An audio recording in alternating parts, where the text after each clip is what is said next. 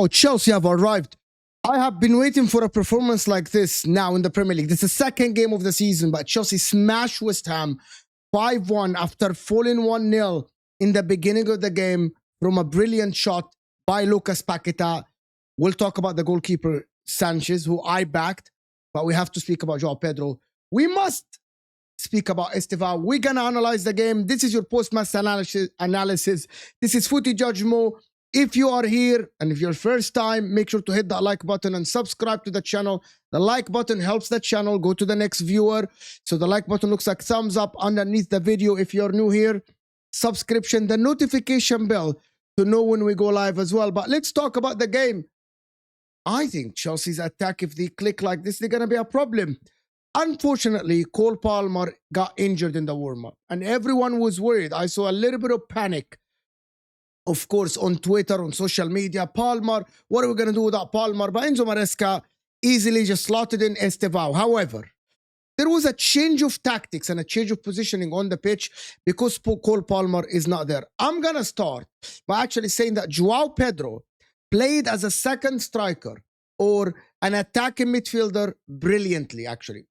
That was helped by a couple of things that we saw changed from the first game. Malo Gusto starting the game as a right back. Basically, he was going way up on the pitch. And Estêvão in the half space on the right side, playing in a position that is occupied normally by Palmer. So now Chelsea gained the player up top. However, in the goal that Chelsea conceded, there are two problems that happen in this goal. And I want to hear your opinion in the comment section. Number one, Caicedo was too slow to close down Paqueta. He never thought that Paqueta would take the shot from that far. But Paqueta is a brilliant player, and Moises Caicedo should have known better and should have closed him better and should have been closer to him. Sanchez is at fault. I'm going to admit, Sanchez is at fault. He should be saving that. His positioning was awful in the goal, as he didn't think that Chelsea would lose the ball in these areas. But as a goalkeeper, you should anticipate these things all the time. His positioning was bad.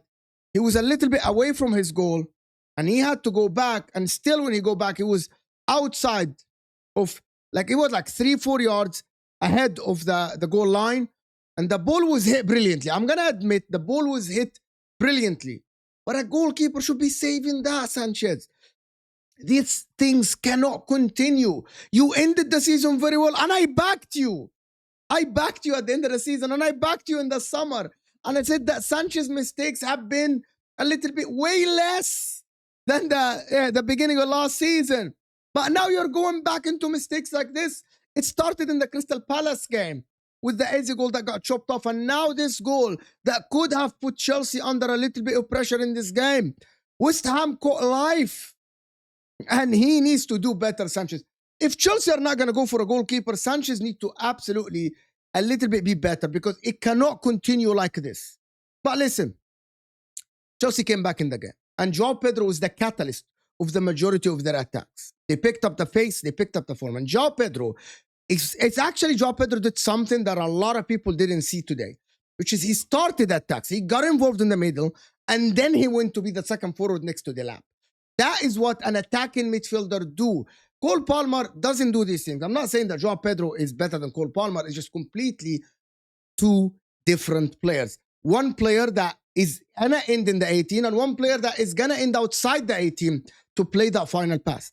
In the corner kick, Cucurella did brilliantly in getting the first header, and the delivery was spot on his head, and he was left alone in the far post by the awful and the horrific, of course, Wan-Bissaka for João Pedro to equalize. For the second goal, and I can't remember, is the second or the third goal, I can't remember, but Estêvão Williams, that was something, wasn't it? João Pedro crossed the ball to Neto on the far post. And now João Pedro, at that time, you know that João Pedro is man of the match.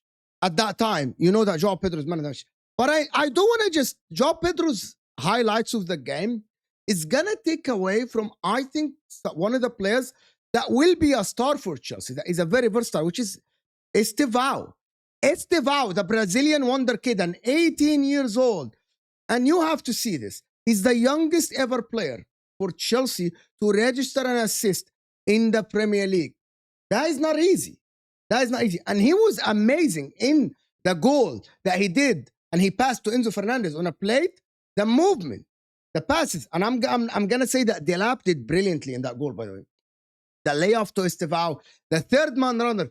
That is what I'm talking about. When I keep telling you people that the third man runner is one of the most important things in football, because Estêvão passed the ball to Malo Gusto on the right side and then made a run, not waiting for Malo Gusto to pass, knowing that Malo Gusto is going to go to Delap, who held Kilman and laid it off to Estêvão, made a run inside the 18 and on a play to Enzo Fernandez. And that is how I see that goal is brilliant. It's not only about the final pass.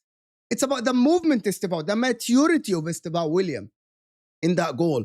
When you do like these runs, it's the understanding of the game. It's the IQ of the football. That is Estêvão William. And that is what he did in that goal. Enzo Maresca, I'm going to give him a shout, Enzo Maresca. And he needs to stick to this. You play a winger on the right side, at least have one of the fullbacks go forward, which is what Malo Gusto did. That allowed Estêvão to be inside the pitch, supporting the midfield, and instead of being isolated on the touchline. And that is what changed from the Crystal Palace game. Having someone like him coming inside and playing the playmaker role. That is what he did. Maybe he needs to do this with Palmer, or maybe Estêvão William should start like this all the time on the right side, even if Palmer is back. Delap, he's going to score goals. I promise you this. He is going to get goals. You just have to wait for him. I know he didn't get a goal today, but again, we're going to say that I like what I'm seeing from Delap. He's still getting in the groove of playing for a team like Chelsea, where the majority of the time they have the ball. And I don't want to hear anybody telling me that they were awful at West Ham. Yes, they were terrible, but Chelsea still have to do the job.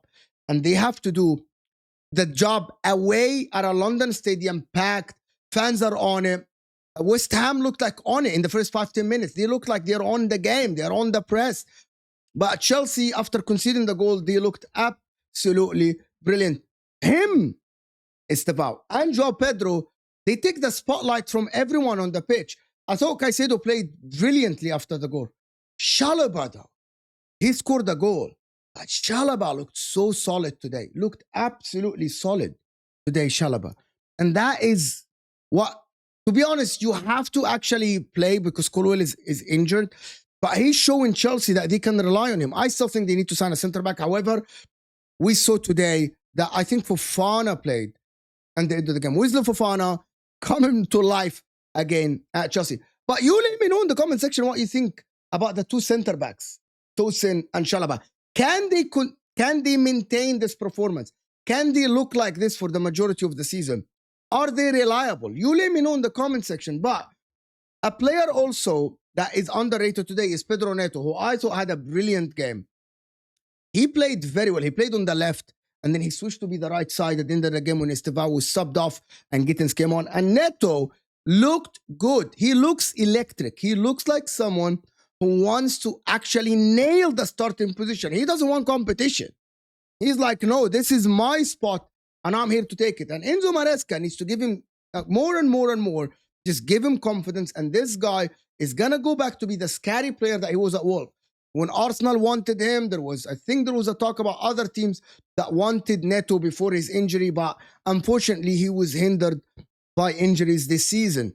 But Chelsea, tactically, Enzo Fernandez is the captain. He played okay today. He wasn't fantastic. However, I'm going to give him one thing.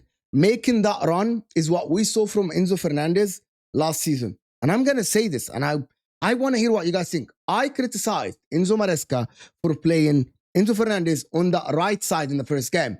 And he was a little bit deeper. Today, he played high on the pitch, and it showed. It was very obvious that he's way more comfortable playing to the left of Caicedo instead of the right side. And this is where he scored. Made the late run in the 18 because Estêvão, Delap, Malo Gusto did the majority of the work on the right side. So he doesn't need to be there. Caicedo played his role as a DM, made a mistake, but made up for it.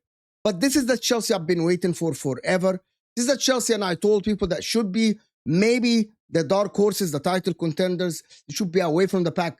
And everyone was going to say it's easy to smash 5-0 West Ham. After going 1-0 down, it is not as easy as you think. And that is why I'm giving them credit today, Chelsea and Enzo Maresca as well. This kid is going to be so special. He is going to be something in the Premier League. He's going to be something for Chelsea. And that is, I'm enjoying watching the likes of Estêvão. I'm enjoying watching João Pedro. And I know you are too. I know that rivals, a lot of rivals say they're not scared. They're not looking at Chelsea as main title contenders. But we got to admit that they might not win the title, but they can do the things that they put pressure. I know that they drew the game against Crystal Palace, but maybe that was a flash in maybe that was a one-off, and now they're going to go back to their best. The form that they had in the Club World Cup, the form that they ended the season with last season. I hope so, because I want to see maybe a 4-horse title race or something close to that, where everyone can beat everyone at the top. I'm hoping that happens, as I'm hoping the rest. We'll see what City do tomorrow. We'll see what Arsenal do tomorrow against Leeds. Hit that like button, guys, if you're here. Subscribe to the channel, guys, if you are new. And I will see you guys later. But turn on the notification bell and let me know what you think in the comment section. And I will see you guys soon.